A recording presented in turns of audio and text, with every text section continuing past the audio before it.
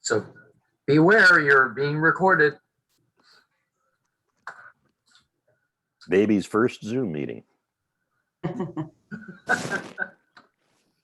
Thank you.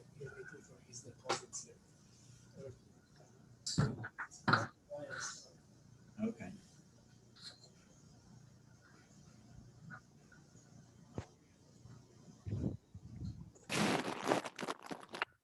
So David, how did Saturday go with the 2 canceled planes?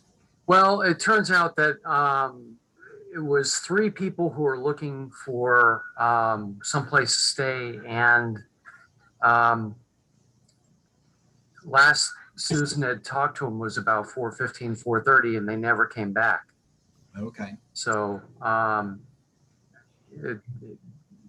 the time that we closed, there wasn't anything available.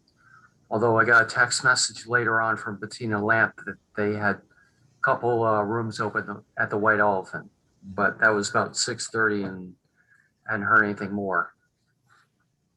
Did they actually have a full plane, or was it just a dozen people, or what? I don't know, but there was one plane from Philadelphia or going to Philadelphia, and another that was supposed to go to DC. And weather was the issue at those locations. I remember about 2 years ago or something, we talked about this, extreme scenario. What do you do when visitor services cannot find the rooms and you've got this problem and the people are literally stranded and there's no place to sleep at the airport? And of course, it becomes the airline's problem, but then they leave with a very bad taste in their mouth. But I guess there's but when there's no rooms available on the island, that's something that Peter, you caused it by thinking about it. yeah. Well, it's already almost happened because of Yeah. our incident on Friday. I had 91 people that I had to worry about. And one of the calls I made was to the police station to see if the town had any emergency set up for stranded people. We ended up sending over Gray 3, but it was 91 people, and Janet generously offered her guest room because she didn't know how many people we were dealing with. I had left that part out of the conversation. But it was this when the sergeant called me back to let me know that we didn't have anything. I said, well, we may want to start thinking about that again realistically, because even if we had a hurricane or anything like that, you sort of have to have a worst case scenario, like instead of telling them they should try to find a hard bench to sleep on in the airport, something that is, a pre-planned, approach, like, a hurricane, open up the school and say, here's a place you can stay or something. All right, folks, let's wrap this conversation up. Okay, Sure. sorry. It's 8 o'clock. Jess, do you want to call a meeting to order? You need to unmute to do that, though. Where'd he go? Morning, everyone. Let's call to order the meeting of the Visitor Services Advisory Committee for Tuesday, July 20th, 2021. I'll go ahead with the script. Thank you. As a preliminary matter, this is Janet Schulte, the Director of Culture and Tourism. Permit me to confirm that all members and persons anticipated on the agenda are present and can hear me. Members, when I call your name, please respond in the affirmative. Matt Peel. Here. Sharon Quigley. Here. Liz Holland. Here. Mary Malaves. Here. Peter Morrison. Here. Josh Gray. Here. And staff, that would be David Sharp. Here. And I'm here. And anticipated speakers on the agenda, I heard from Carol Anderson. Can you hear me? And Jamie Holmes. Here. And I see that the Lance are on as well. We're here. Yeah, we can hear you. Great, thank you. Good morning. This open meeting of the Visitor Services Advisory Committee is being conducted remotely, consistent with Governor Baker's executive order of March 12th, 2020, due to the state of emergency in the Commonwealth due to the outbreak of the COVID-19 virus. In order to mitigate the transition of the virus, we have been advised and directed by the Commonwealth to suspend public gatherings, and as such, the governor order suspends the requirement of the open meeting law to have all meetings in a publicly accessible physical location. Further, all members of public bodies are allowed and encouraged to participate remotely. The order, which you can find posted with the agenda materials for this meeting, allows public bodies to meet entirely remotely so long as reasonable public access is afforded so that the public can follow along with the deliberations of the meeting. Ensuring public access does not ensure public participation, and such participation is required by law. This meeting will not feature public comment. For this meeting, Visitor Services is convening by video conference via Zoom as posted on the town's website, identifying how the public might join. Please note that this meeting is being recorded and that all attendees are participating by video conference. Accordingly, please be aware that other folks may be able to see you, and take care not to screen share your computer. Anything that you broadcast may be captured by the recording. All supporting materials that have been provided members of this body are available on the town's website unless otherwise noted. The public is encouraged to follow along using the posted agenda unless the chair notes otherwise. We are now turning to the first item on the agenda, or the only item on the agenda. Before we do, permit me to cover some ground rules for effective and clear conduct of our business and to ensure accurate meeting minutes. The chair will introduce each speaker on the agenda. After they conclude the remarks, the chair will go down the line of members, inviting my name to provide any comment, questions, or motions. Please hold until your name is called. Please remember to mute your phone or computer when you are not speaking. Please remember to speak clearly in a way that helps generate accurate minutes. For any response, please wait until the chair yields the floor to you and state your name before speaking. If members wish to engage in conversation with other members, please do so through the chair, taking care to identify yourself. And I'll turn it back to Josh to introduce the first topic on the agenda. Continuation of the discussion from last week, 7/13/21, about the future scheduling of large island events and their impacts on town resources with Nantucket Lodging Association members. I know probably a lot of us have a lot of questions. So does anyone want to start things off? And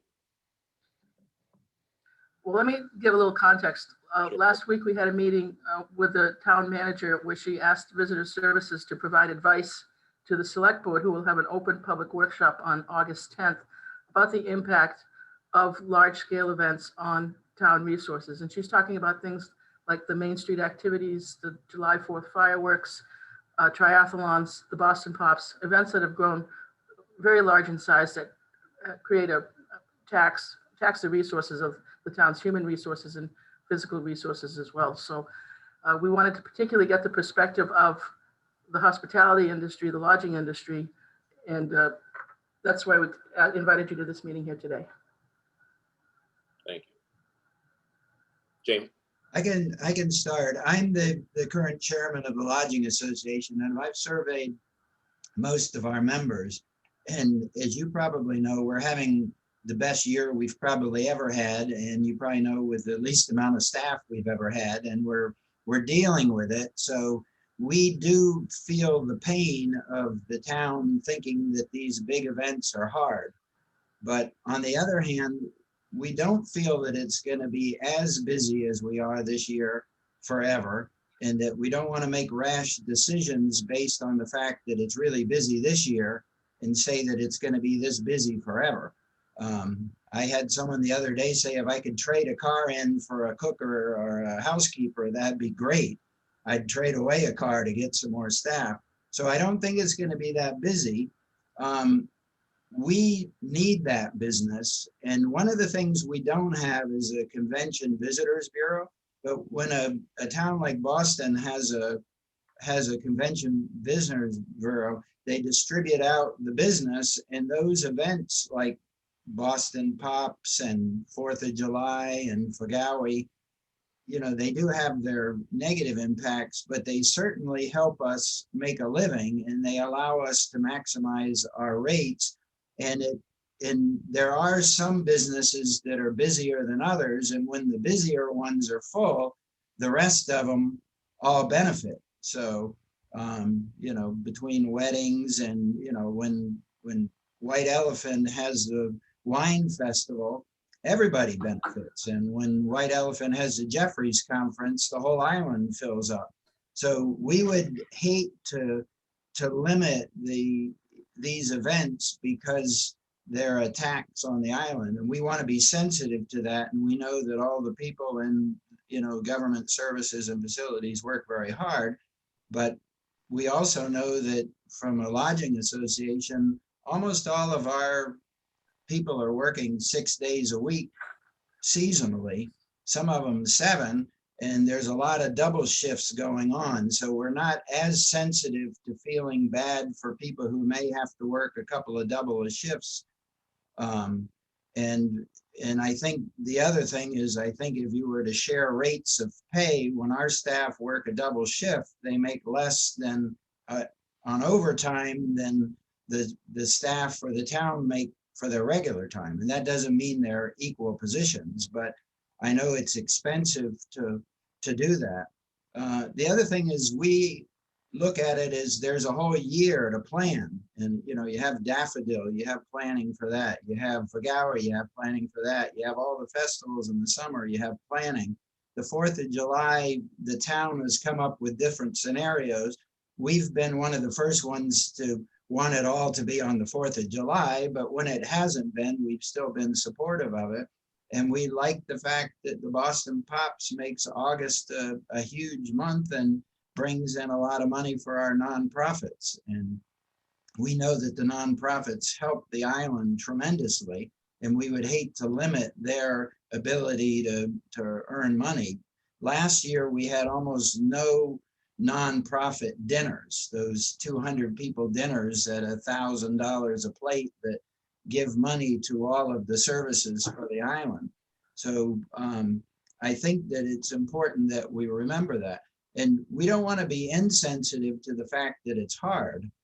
But on the other hand, we want to say, if it's possible, let's set limits on different things. But it would be a shame to take away those big fun events that cause us to really be exciting. And I can tell you that Mary and Janet know this, the Stroll and the Daffodil are probably the 2 best marketing campaigns that any Chamber of Commerce ever made. 46 or 47 years of filling your seasonal destination out of season.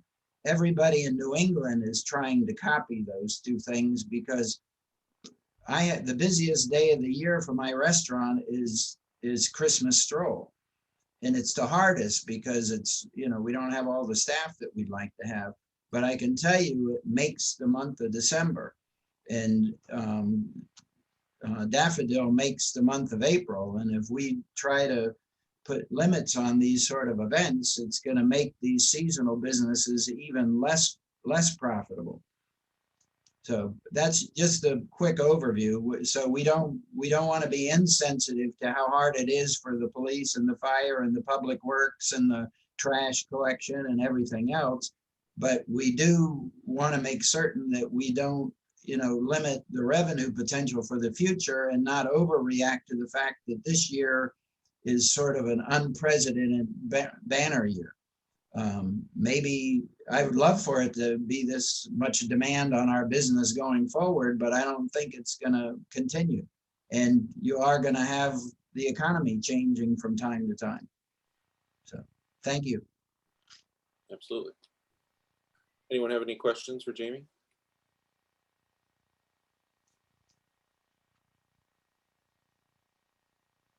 So I wasn't involved with what the access, you know, the problems of delivery are. That may be good for someone to tell us what the stress points are, because I know, you know, the police working long hours and the fire department and the emergency vehicles and, you know, waste management, all of these things are, you know, in my mind are probably the crunch points that we're trying to look at. I don't know if there's other reasons why we're having the discussion. Well, there are some labor issues involved because the public safety staff are union folks, and they can only work a certain number of hours in a row or a certain number of hours in a certain period of time. And so that further limits the availability of how many people are available to do public safety jobs, like traffic control at intersections, staffing for fire, when fireworks are going off in the dunes and things like that. And there's a labor shortage of police personnel around the country right now, and we're feeling that here. So in addition to not having the bodies, they're limited by the number of hours that they can work. Trash is certainly an issue. I mean, just walking around town, it's clear that there are a lot of people here who are not using the trash facilities, and if they are, they're overflowing, and that's another thing that becomes unsightly for visitors as well. So there's a context of the availability of personnel and the and how often that they can work. And I think you made a good point, Jamie, that some of these events are outside the summer season, when we can stretch those resources a little further than we can when we have back to back to back to back to back big events in June, July, well, July and August. Could I ask a question? I'm sort of in the dark here, but how do we do this now in terms of rationalizing future planning, if at all? What's the mechanism we have in place, or the procedure or informal practice that we have in place? Can anybody answer that? Well, we'll be meeting with public safety next week, and I will let them speak to that point, because I'm not involved in those discussions. I mean, we're really here to talk about the impact for the visitor, as well as Right. thinking about ideas to give to the advice to give to the select board for their workshop. Janet, it's Eric and Bettina. What's the alternative related to like just the marketing related to like Christmas stroll, for example, to we're sending the message that, you know, the Christmas stroll is going to happen, but how are we going to market it to say it's safe and, you know, it's the resources are there, knowing that that we're booking in advance for this? Well, I think that's going to come out of this workshop. I mean, these are very preliminary conversations that this committee is having, and that's really a chamber event, and we would need to have the chamber involved in talking about in planning with the town what resources that they need. But they pay for those resources when they're available, and well, I think that may be one of the recommendations that comes out of that workshop on the 10th of August, is the need for closer coordination between the Regional Tourism Council, the Chamber, and the town events department. Yeah, it's Bettina from the White Elephant. So, I mean, I agree with everything that Jamie said so eloquently. I think that we as these hotels, or as the lodging component of the success of the island, have really pulled, you know, had to look deep and pulled it together. And we have limited staffing, and we have all of these things that are essentially stacked against us. But yet I look at every single room that I sell is going to help somebody in town sell another, you know, fill another dinner table, or put more money in the bank for selling their retail. So there's really a lot here, and we've really, I think, as a lodging association, pulled it together and tried our best to bring people back to the island. So what alternatives are there to cutting events? I mean, these events are all important to everybody. I can't tell you how often I get pulled aside in the spring saying, hey, is Wine Festival happening? Or hey, is Jeffrey's happening? These are important customers to ours. And this is coming from, you know, a little store on Main Street or a little retailer here and there. And it's just critical to people's livelihood. So how can we say yes and not say no? Sarah? Hi, yeah, so just 2 points. One was that I think when we were hearing from Libby about some of the issues, there were kind of two, in my mind, it kind of broke down to two different things. It was some of those big events, which were really a safety issue. And so like Jeffrey's, I don't see that as being like a safety issue. It was, you know, Pops being one of the examples, not to pick on them, but so many people on the beach, and what's the emergency plan? And, you know, so it was like that level of safety, not wanting to limit, you know, people staying on the island or anything. It was that particular event and where it's located. But then the other kind of way people were talking about events getting out of hand were things like with Stroll and Daffodil. Those I don't see as like a traffic issue, in the sense of like, you know, there's there's more space to spread out, and it's in the shoulder seasons, but it's the public drunkenness that's become a huge problem. So people have complained about what they're seeing happening downtown. And so I think there's kind of a few different issues that are raised, and it's not that across the board people want to limit every event. It's just addressing the particular issue at the different times of year with the different events. And so that's kind of how I saw that shaking out at our last meeting. Liz? I was along that line. It's not that we're not going to have these events. It's more restructuring them or rethinking them so that we can handle them. First of all, that they're safe, and we can still continue to have them. It's not a matter, in my mind, of saying no, we're not doing these events because they're too big and out of hand. Carol Anderson here with White Elephant Resorts. I'm just curious if this is coming up now after the last 2 years with the pandemic and everything. What are the issues that are bringing this to heart? Is it the pandemic the last 2 years? Is it things that have happened in the past? Because I'd hate to restructure everything because of the last 2 years we've had. Is that really the direction? Where is this coming from? Why is this coming? It's kind of my question. Well, partially, Libby Gibson said last week, it's that recruiting for the police department has become an issue, not just on Nantucket, but nationwide. And so she doesn't see that changing in the immediate future. I believe that was her opinion, but I think that was a big central piece to why this is coming out. Peter? I'm just sitting here trying to think about this from a more strategic planning perspective, and these are kind of abstract ideas, but it seems to me that what we've got is a current mode of operation, which, let's put the word coordination on it, better coordination, versus what we really seem to need now, which is a more rationalized future planning process per Jamie.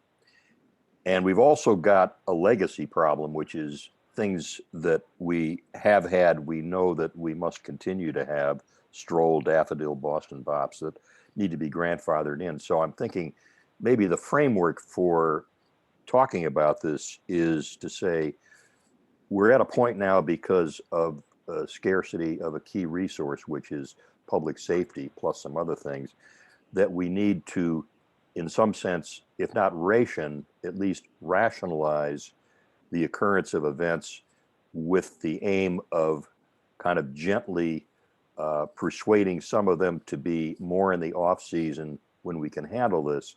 And at the same time, we need to solve a key problem, which is how do we manage parking and public safety throughout the year, and especially throughout what we now envision as a broadening season that we'd like to extend further into the shoulders, but we don't quite know how to do it.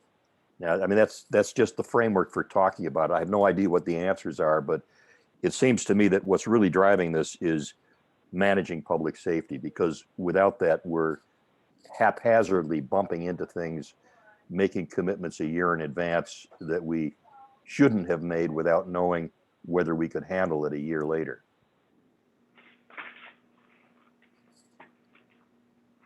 Eric? Thank you, Josh. I think it's a twofold issue. I don't feel at this point I have enough information to comment on some of these things until we have the public safety people with us next week. Because although I agree with what Libby said in terms of staffing, we all know that, I'd really like to hear, their critical issue. Is it maybe the Pops, not to pick on the Pops, I've been a volunteer for almost would have been 25 years this year, but that's a revenue issue for the hospital. So agreeing with the nonprofit end of it, of these they need the revenue. Let's face it, and whether it's that or any store on Main Street in April. I mean, Daffodil was started in April because there was a need for island revenue. Now granted, it's probably changed over the years, but I think my recommendations would be to, put all this together. I agree, lodging needs it. It's a multiplier effect for money spent in lodging, trickles right straight down to the pocketbooks of people on Main Street and the workers. So we can't lose sight of that. And secondly, I would like to get a little more information next week before we come up with some suggestions. So I'm happy to hear again from Janet that there will be public safety people here to help let us make more of a, informed suggestion. So that's Right. all. Jamie? One of the things, and everybody will probably shoot me for saying it, but I think what we have to ask the public safety people is, are there a couple of things that are really hard for them? And I can guess that the fireworks on the 4th of July and the fireworks for the Pops are the two things that put them over the edge. One, they're probably the most obviously dangerous things, because if something goes wrong, you have so many people that have to move. But they've done that in the past where, Janet's worked on this for years with the town, where you have one event on one day and one event on another day and one event on another day to try to keep it from all stacking up on top of each other. And if we were to have the Boston Pops concert, but they said that by not having the fireworks, that could make it viable, then maybe that's one way to keep the event, but dummy it down. I would hate to be known for the person who said get rid of the Boston Pops fireworks because it's patriotic when they go off, but that's what we need to hear from them. And we feel for them having staffing issues. We have more staffing issues than they'll ever have. You're not going to get us to feel bad for the town of staffing issues. We feel bad for them, don't get me wrong, but there's not any private enterprise on this island who doesn't have worse staffing issues than the town, because our rates of pay are less and we don't have any support. I think for the whole island, obviously the root cause to so many problems is housing, and whatever we can do to support workforce housing as a community, I think we can go back to part of this and keep reminding the town that whatever they can do to green light affordable housing, if we're thinking long-term, is going to help everybody. All right. Matt, you had your hand up. Yeah, Mary and Jamie make some great points here. One thing I would like to see as well is I would like to know from these events what they're doing for their volunteer campaigns as well, because I think that's going to be the kind of shortest and quickest route to helping on these events is what can we do to up the volunteership, get more people involved. I think the USGA is kind of paving or giving us a good example of what they're doing out at Sankaty and Maya Comet with that event out there. I mean, they're looking for over 1,000 volunteers to help run that event. So I don't know. I mean, I think there's a lot of creative ways that we can get these events to increase the volunteers to help with a lot of these problems. I think the town with the resources, the police and all of that, that's going to be a long-term fix. But I think in the shortest term is going to be what can we do to help these events increase volunteers to kind of manage the chaos a little bit. Janet, do you want to address that? Libby had mentioned last week the reliability, at least from the town's perspective. Maybe it's different for the USPA, the PGA, but she said the reliability for volunteers in these situations has never been very high. And so to your point, though, maybe it's time to develop a core of volunteers in the community that are dependable and that, the town knows are dependable. I don't know, that's just one idea, but. Yeah, I think, any kind of incentives we can do as well. I know that like the USGA, I got that email from them looking for volunteers. They're given gift baskets, you get a uniform that you get to keep at the end of the event and all of that stuff. That's much more simple, not quite as crazy as Fagawi, but like I said, I think there's a lot of creative, without getting too deep into it, I think there's a lot of creative ways that we can make people more accountable. Give them some incentive to want to work and be involved in the event as well. I think Libby was speaking specifically to volunteers in potentially confrontational areas, like managing traffic flows through intersections. It's not a reliable place to put an untrained, well, not a professionally trained person to be managing traffic in those situations.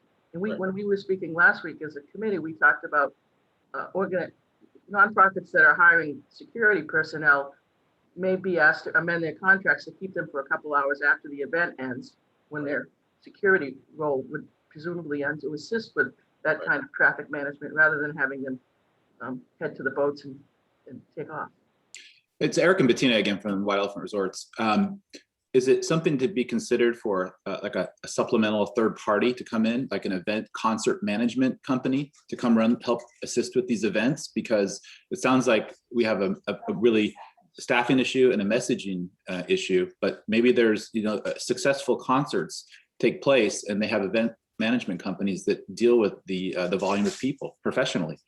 And obviously there's a fee associated with that, but it could be, maybe there's union issues and things like that. But I mean, we know these events and they're going to happen, but how do we get the message out there that they're going to be well attended and safe? Mary?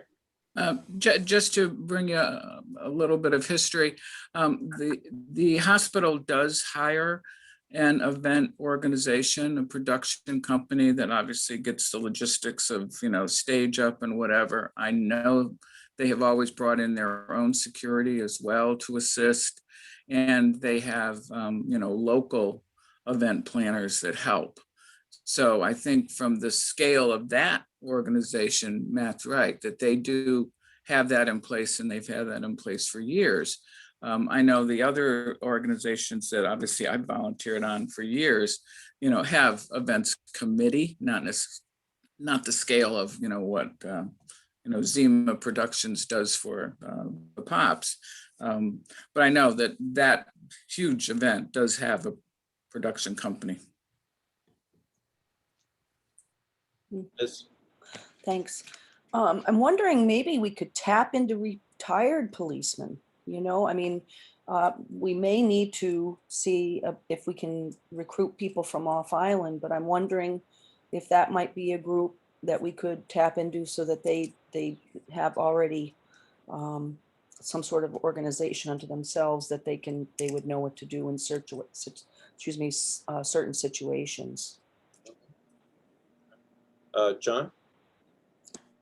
Hi, I was wondering if there's any available data to look at, if there's any upticks of calls or things that happen during these events, but also when the last risk assessment was done, to sort of look at what does it take then to put on these events, and what data is available for it. Janet, do you know of any information on that front? I don't. I think we should ask that when we have our meeting next week with the public safety people. Perfect. Jamie, yeah. And this is something we kind of glossed over, but I think it's something that the town has done a good job on.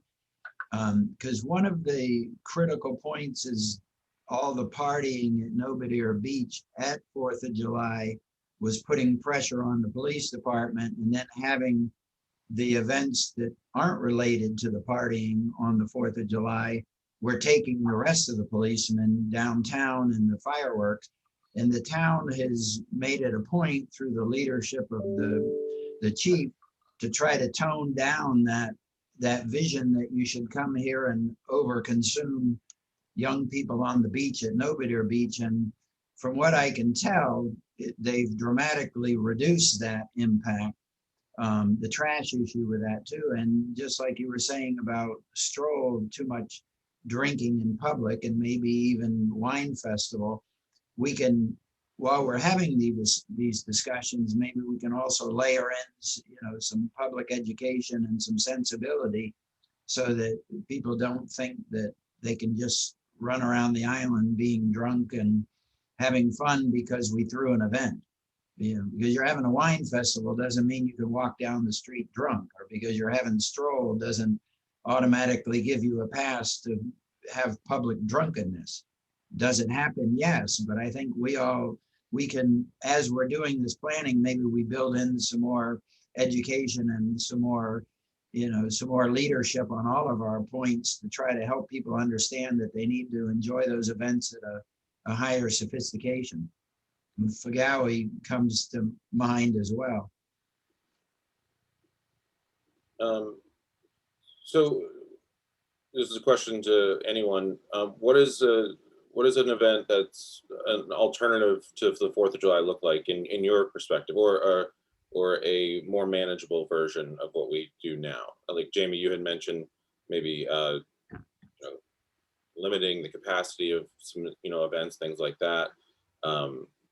Janet, it sounded like you guys had at least looked at the possibility of using drones as opposed to actual fireworks. Would that replace the need for people gathering at one beach? Could you fly them over the island? Like, obviously that's a new technology. Is that something that's been looked into or no? I did some research into drones, and because the island is so small, they would have to get FAA approval to fly them even at Jetty's Beach. Oh, okay. They couldn't fly all over the island because they'd be in the flight path. Right. And some of the concerns that I have had in this role, and I think David will agree with me, I know the fire chief would too, that as the longer I've been here, the more dangerous the water fight has become on Main Street, from people going up to the 2nd floor with their 3-year-old nephews to spray water on other 3-year-olds down on the street with those bazooka guns because their 3-year-old is afraid. And I've seen people knocked over by them. I've seen people dip their bazooka guns into the water that we wipe down the pie tables with and then start squirting people with. I mean, it's disgusting and gross, and not to mention slippery.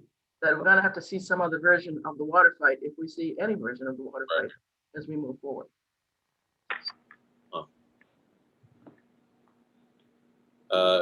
Anyone else? Any ideas on, what could be a manageable limitation to some of these large events, or alternative approach to how they're executed? Peter?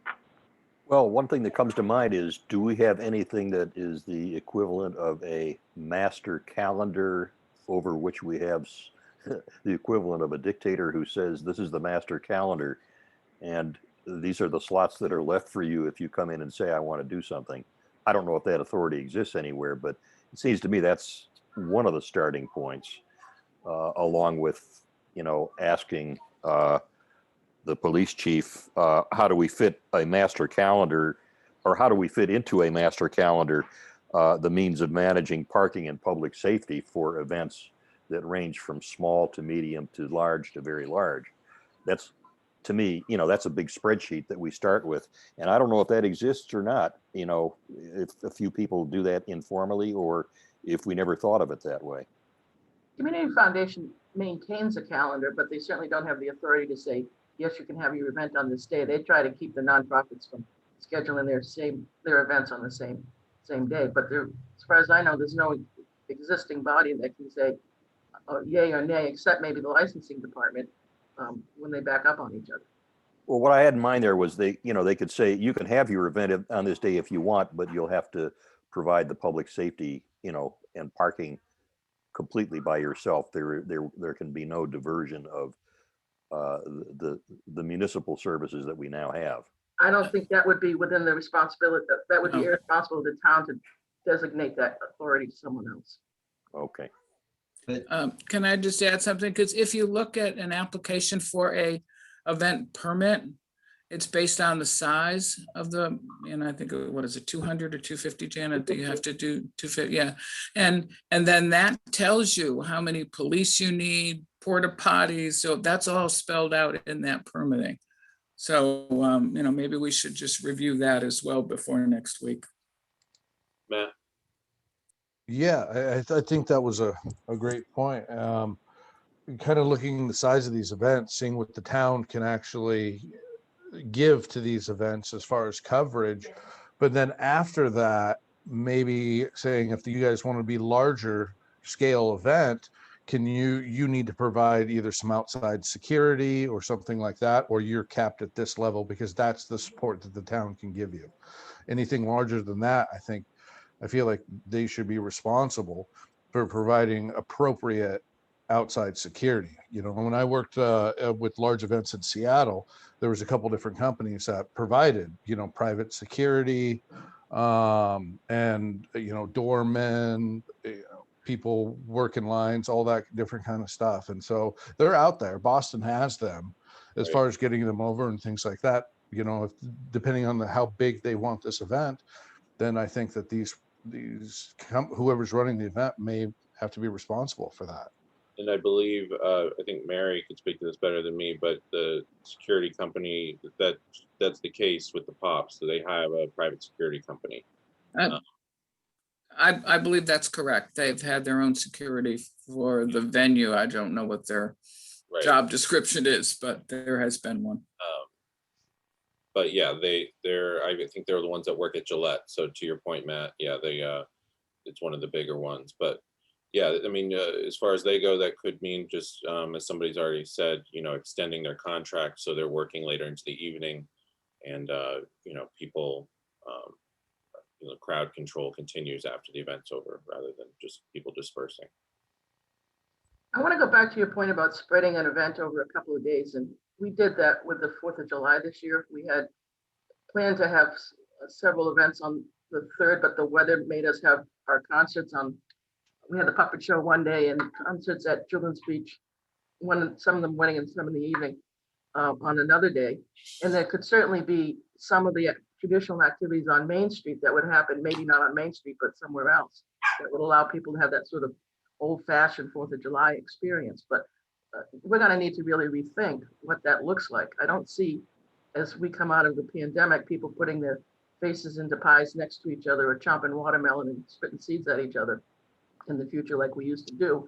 It just doesn't feel very sanitary to me.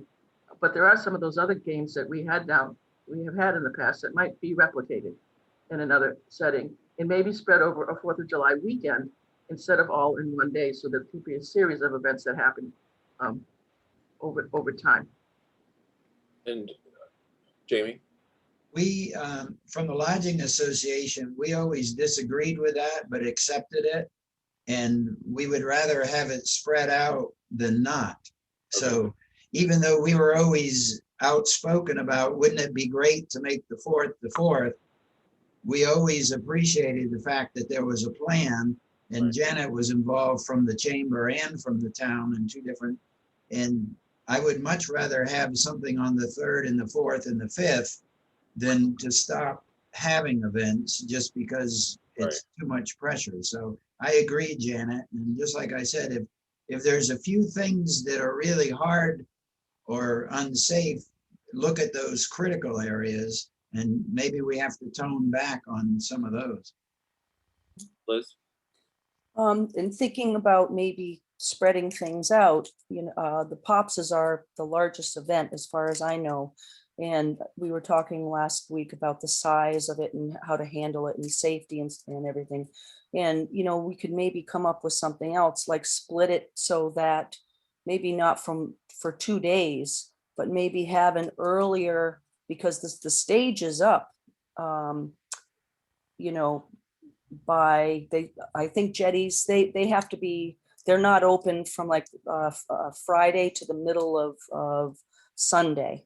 So the stage is already up on Saturday, and maybe we can utilize that by having an earlier concert that's a little bit less formal, you know, bring your beach chair, maybe have, you know, someone come, like somebody, and bring in the community musicians. I was talking with Janet and saying, you know, Yo-Yo Ma would be a perfect example, and have, you know, some of our Nantucket musicians and connect it with the community music center, you know, be on stage with them or whatever, but have it be less formal, and then have the nighttime with the Pops be, you know, limit the size of that a little bit more. They could still have their big tables and have perhaps fewer people to that. So spread it out a little bit that way. That was just a suggestion that I was thinking of. Thank you. One other thing on the pops is, I'm sure, I don't want to be that guy that causes a problem, but maybe if you don't want to have 7,000 people on the beach, because the problem with having 7,000 people on the beach from the fire department, the police department, if something goes wrong, how do you get them out of there safely? And I know because they closed the streets all through Brant Point in front of all the hotels. Maybe instead of $35 tickets, you raise the price. I don't think, anybody's that worried about whether you could probably double the price of tickets to go to Boston Pops if you had less people, and you get just as much money. So, because it's only, I think, right, Mary, $35 to go to a concert? I think it's in that range, I believe. Yeah, so maybe you make it 70 and you only have 4,000 people instead of 7,000 people, and you get the same amount of money, and the experience might be a bit better for the people who go. I think, I think the hospital had, at least my impression of it was, they just wanted it affordable for any family with, children or whatever, to be able to attend, and it wasn't expensive. So I think that was their original hope, that it was for the community. Peter, then I think. Yeah, I think we're on the cusp of a nifty idea here. We could take these very large events that we just can't manage anymore and say, let's make it into a 2-tier experience.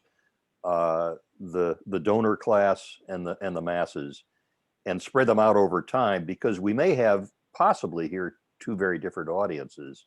We're kind of circling around that idea that you could have the Pops as a 2-day event, and really there are 2 audiences, and you could cater to each of them, and they could be of manageable size, and you could have a public safety and parking enforcement staff available for a 48 or 60-hour period of time.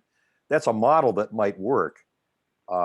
And it's also, I think, this notion that people come to the Pops for different things. The great event, just sitting there, and enjoying it for not too much money for the ticket, and then the others who want the more formal evening setting, and possibly the Pops as opposed to just a generic, music festival type thing. Karen? Well, I think Peter and I were thinking along the same lines. You could still have everybody enjoy the Pops, just different types of experiences. Family concert in the afternoon, less expensive, beach shares, less formal, more community-based, and then, to your point, the donor class later, more expensive, safer, and it may actually be more appealing to people because the concert may be more targeted towards the type of experience that each of the different populations want.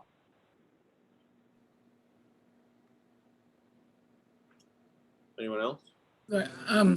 I think this is a discussion that's, should be left up to the hospital and their massive committees that have 25 years of experience. And as I said earlier, I'd really like to hear from public safety next week as to what their, concerns are and how we can maybe help address those through the events that I don't think any of us want to see go away. I certainly don't. But maybe we need to rethink it. I know on Main Street with the water fight, Janet was, and David, were 2 people that campaigned against the water balloons. And I have to tell you, after 1 year, that education was out there and there were no water balloons. So I think some of it may be up to us to educate as, things have changed and toys have changed over time. So that's all. Peter? Just to take this one step further, maybe what we should do is be prepared next week when we do talk to the chief or public safety in general, is to say, maybe lay out some of these conceptual ideas and say, is this really going to solve your problem or not? I mean, I don't know if unpacking the Pops into a 2-day event and disaggregating it in effect to 2 audiences and cutting the size of each over a 48-hour period is really going to solve anything or not. If it does solve the problem, then we're on the track to a way of dealing with at least some of what we're concerned about. So that's on the agenda for next week, I guess. Right, and Mary makes a good point. Obviously, the actual planning of the event is not something we have any purview over. So, you know, we can make a suggestion that they spread it out and maybe, you know, I mean, to somebody already said, you know, raising the price. Jamie said raising the price immediately takes care of some of the size issues. But I mean, I think at the end of the day, they have to make that decision with, you know, their partners at the town. Anyone else?